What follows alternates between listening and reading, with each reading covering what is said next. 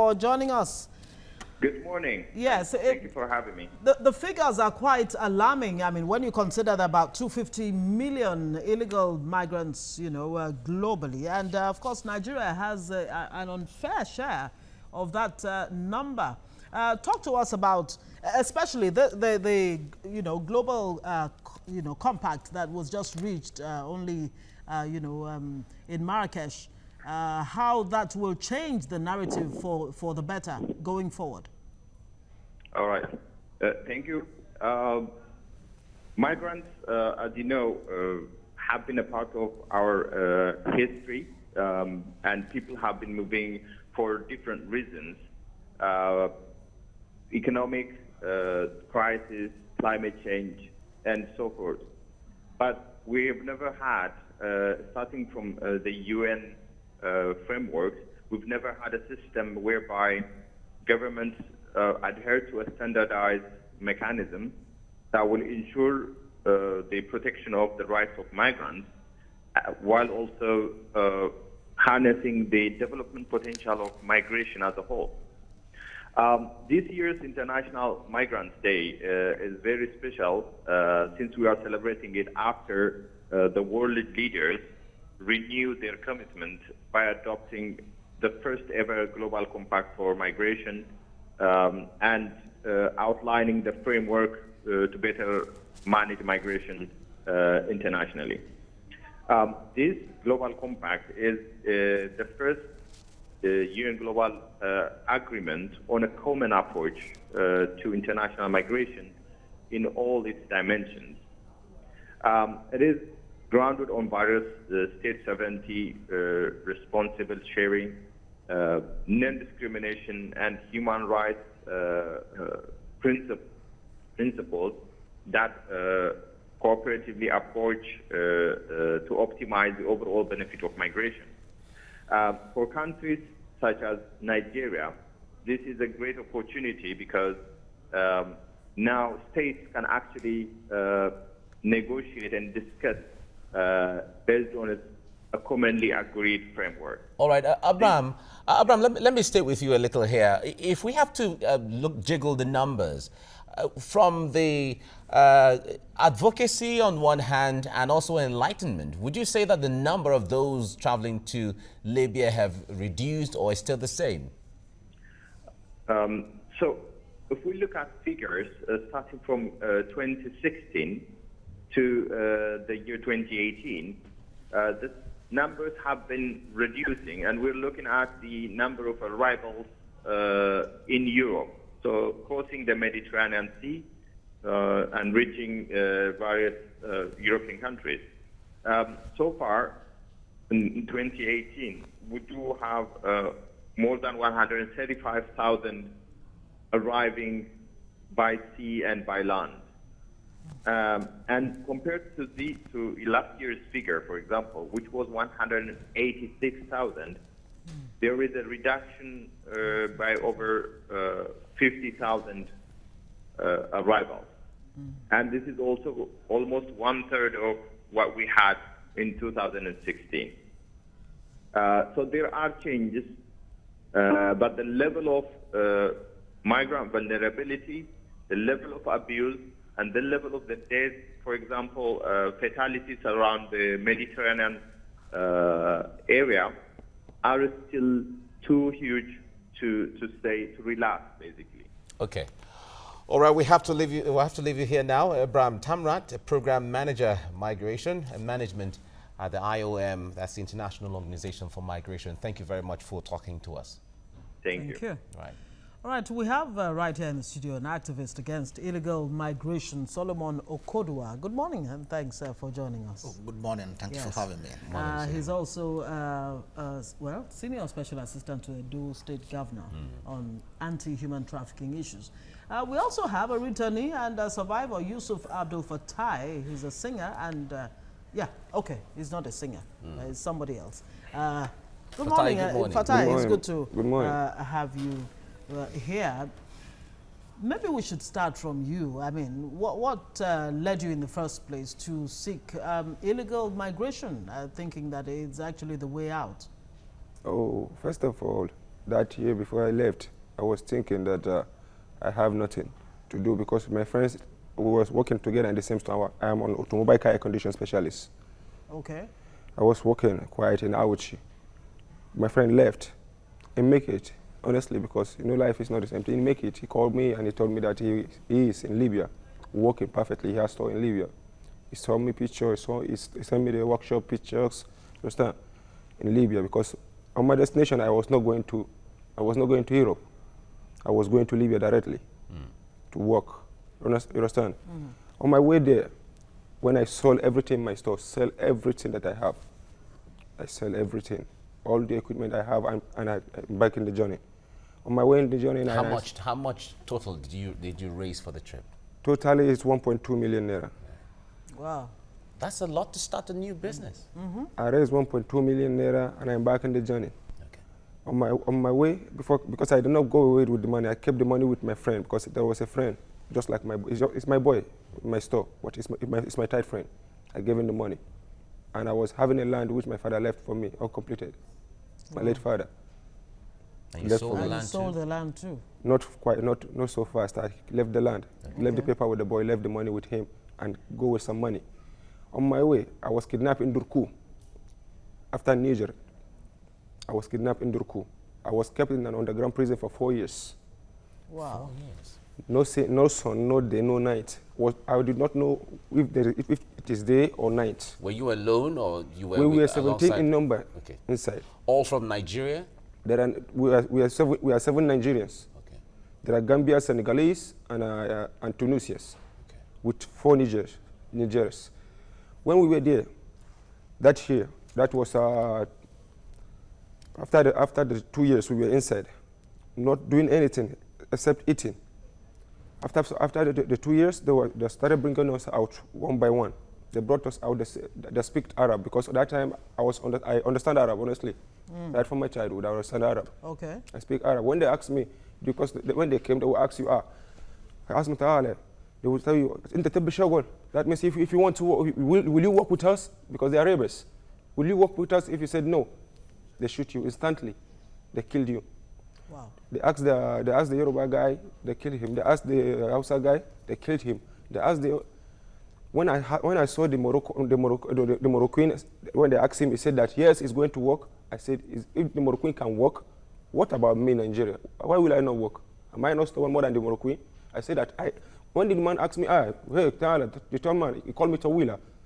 He said, come, will you work? I said, yes, I will work. This is the work I've been doing in Nigeria before, sir. So that But you Was had it to tell that because- to yeah, survive? to survive. Yes, I do that to survive. Yeah, not because you really wanted to work. I don't Okay. want to At do the least work. not that kind of work. Yes, because I have never done that kind of work before. Wow. Just to survive, I said, yes, this is the work I specialize in Nigeria. The man said, wow, that's the kind of person I like. Instantly, he drove the Moroccan inside, he drove him aside, and he called me. He put his hand on my shoulder. It instantly enabled me a name called Gatla Tawila, which that name reigned in existence of me in Libya. Gatla Tawila, which I bear.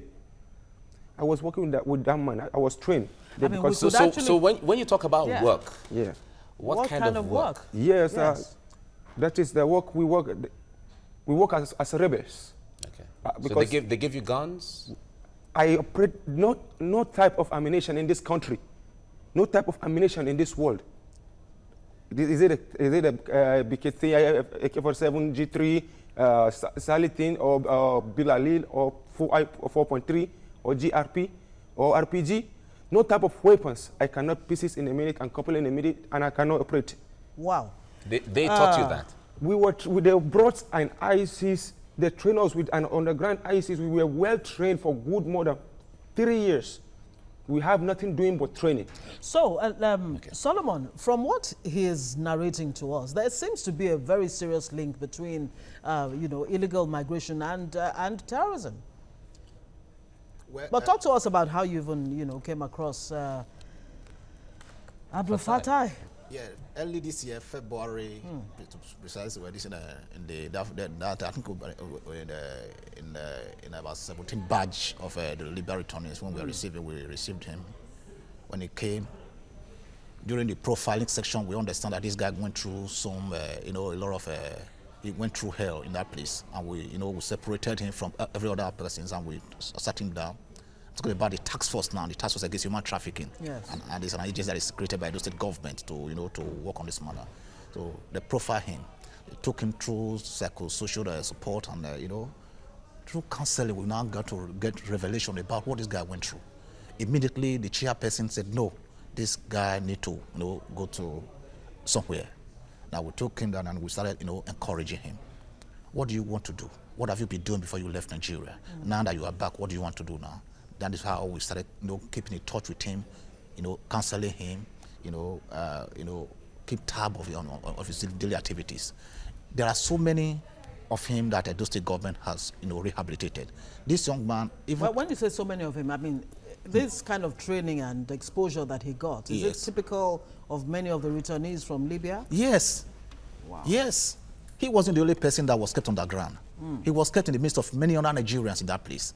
And I would thank God for the intervention of the governor of Edo State, who has studied twice to see, yes, these are Edo extraction. Let us keep them together. Now tell me the thousands of many Nigerians that were kept just like he was kept before now, that were not profiled. Before now, that was let loose in the town. So these are the area the governor of Edo State has made a very remarkable impact in the life of Edo people, not only Edo people. Now, listen, we have so many Northerners who are living in our midst. We have so many Nigerians who are living in Nigeria today that have this same training, but they were not profiled and curtailed. But today now, so many How has he been coping with normal, regular living like any other youth, who has his head in the right place? Yes, Yeah. this man is a genius. He pieces a car. That is my halos. My official halos. This guy, we're having a lot of challenges with it in Benin. And the market that has been facing it for government, couldn't identify the particular error. This guy, it didn't take him 2 hours to identify the problem in the brake box with just little tools without computer. Wow, that's You understand? a lot. Not only my, plus this and several other persons in our office. So he has a workshop now. He's doing well. Though that mindset of let's kill, that mindset of let's steal, not maim, is no longer there. Right. It's not. He think responsibly. He act responsibly, and that is the standard the governor said he want to be. He says never again do people will be in that kind of let's bring in, we have joining us now a singer and a humanitarian, Nikki Lai. Nikki, good morning. Nikki, It's really good nice to see you again. Thank you very About much. a year ago, we were here talking Yes. about the same situation. Have Yes. things improved as far as illegal migration is concerned? Well, in so Nigeria? far, there's been a lot of great changes that have happened over the past few months because, of course, the federal government, NCF, RMI, IOM, everybody's hands on deck at the moment. And then there's been a lot of awareness actually going on. Like recently, the IOM actually had a global migration film festival in November, which I was actually one of the panelists. And we actually watched movies. Movies are being created, documentaries are being created to create awareness. We actually watched 2 of them that day, Bushfallers and Grandma. And these videos are being put around to create more awareness to stop people from making these journeys. Because when you watch the story of what has happened to someone who has gone and made this journey, and like Ty right now that has just spoken, as in things, we are just trying to make sure that we discourage people from making these journeys. And you can hear from what the IOM program officer actually said, that it has reduced. The numbers have actually reduced because I guess by God's grace, a lot of people are stopping these journeys because it's really All right, the Paradise. awareness is trickling down. All right, Fatai, let me come back to you now. You said your friend who went there sent you pictures and told you that he is living well. Well. Where is he now? Your friend that gave you the idea. My friend that gave me the idea is late. He was killed? He was killed because when we were facing a kitchen in Al-Qatar, they asked us to go back to Washifana. We were ready to Washifana. I was sold to Washifana because any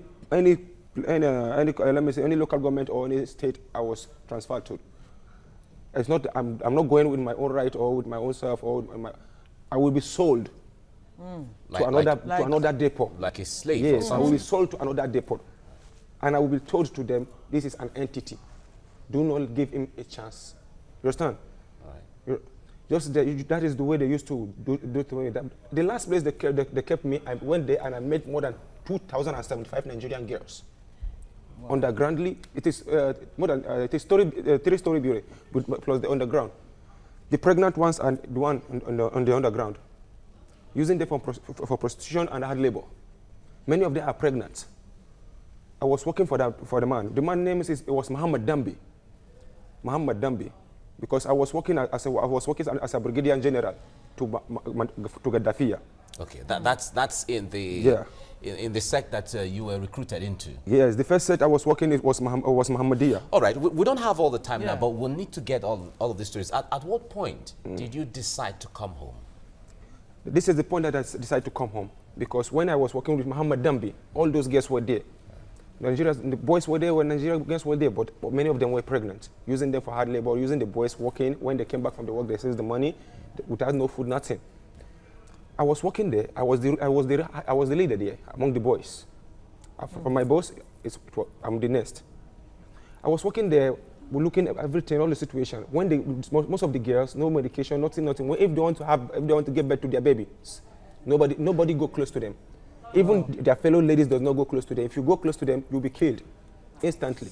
The lady will scream for help. She will give birth to that baby alone, and nobody to cut the neighbor, nobody to separate the baby with the neighbor and the mother.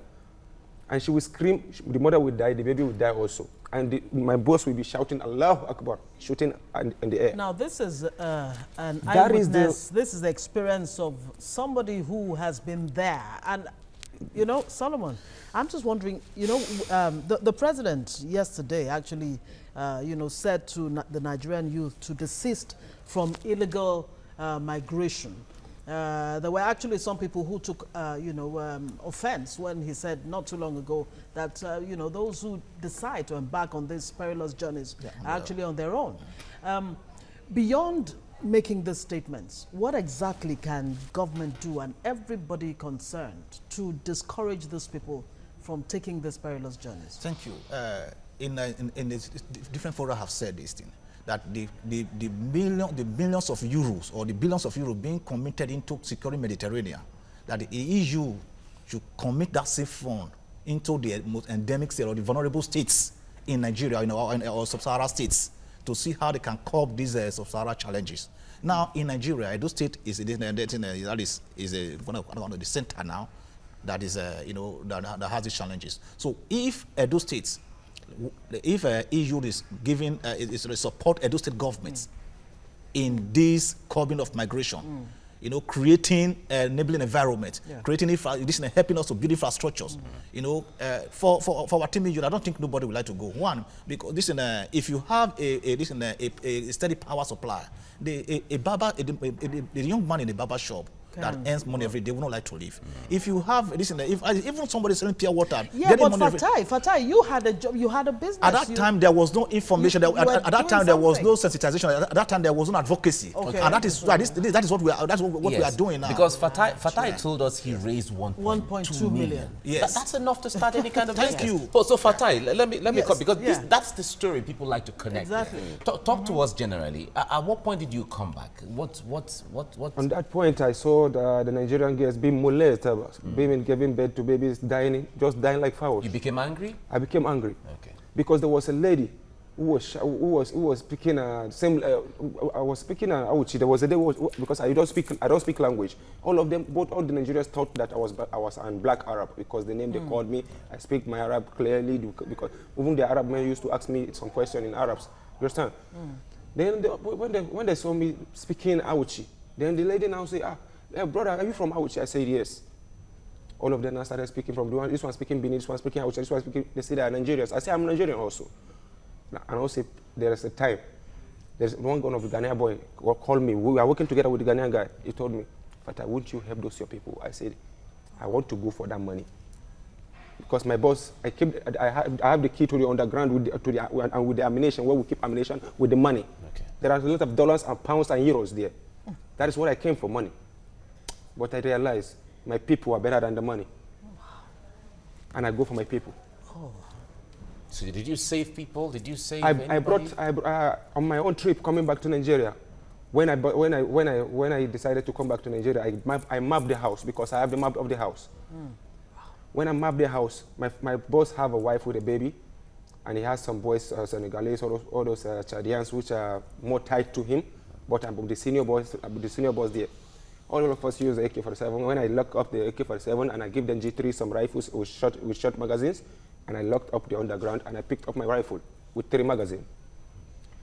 When I locked up, I told the girls, everybody should be ready. At so time, I will move. And I have a Tunisian man who has a luxury. I called him, tell him to wait for me in the social junction. I'm going to come. We saw some ladies. Let him drove them into the car so that we take them to. Did he understand what you were trying to do? Yeah, he knew. Tunisian man, he knew that you were trying to say. He knew because even his brothers are still kidnapped inside there. All right. So, but at that point, did you have any Nigerian or any authority you were keeping in touch with? Or did you have the money to bring all of them back to Nigeria? No, I did not bring all of them back to Nigeria with my money. Okay. Because that time I know I had information about everything going on, even if I am in that camp. Okay. I have any information going on within that Tripoli. All right. You understand? Because any information going within that Tripoli must come to me. Okay. As Galataro. When they give me the information, and I told them, okay, let me call, and I called the deportation camp in Tripoli, that is in Zawiya. I called it the deportation camp, and I called the Arab man there, their leader there. I told them that we have so people in number. Let him give me the number of our embassy, Nigerian embassy. When they give me the Nigerian embassy number, when I called the embassy, I told them, look at what is happening, look at what is happening. So let them not give the ticket to those one in the deportation camp because we are suspect. We need to go immediately. Okay. Let them fix the flight immediately. Yeah. They responded. They responded. So and here you are. Wow. Abdul Fattah turned out to be a rebel with a cause, a hero, more or less. Yes. When I brought them back to Nigeria, when we landed in Benin, Nikki, they were very happy. Their mother was shouting because their mother was very busy coming with pictures, looking for their children. Okay. They were very happy. We're happy to hear that. They were happy, very happy to see their children. Many of them were thinking their children are dead. Wow. All those ones coming with pictures, rounding the government house, disturbing everybody. Please, do you see my daughter? Please, do you see my son? Most of them are not coming. They are no longer coming again. All right. They see their children. We have to leave you here now. Yeah. We must thank you. Fatai Yusuf, you were a rebel and then you became a hero and all of that mixed together. But now that you're back, there's a lot of expectation on you as to what you're going to do next and how you're going to help yourself, discouraging young ones, others from not to take that exactly. trip. We thank you for coming. Thank you so much. Oh, no, I have to say now, nothing in my life. I can't say nothing in my life just to thank my governor. That is Godwin Obaseki.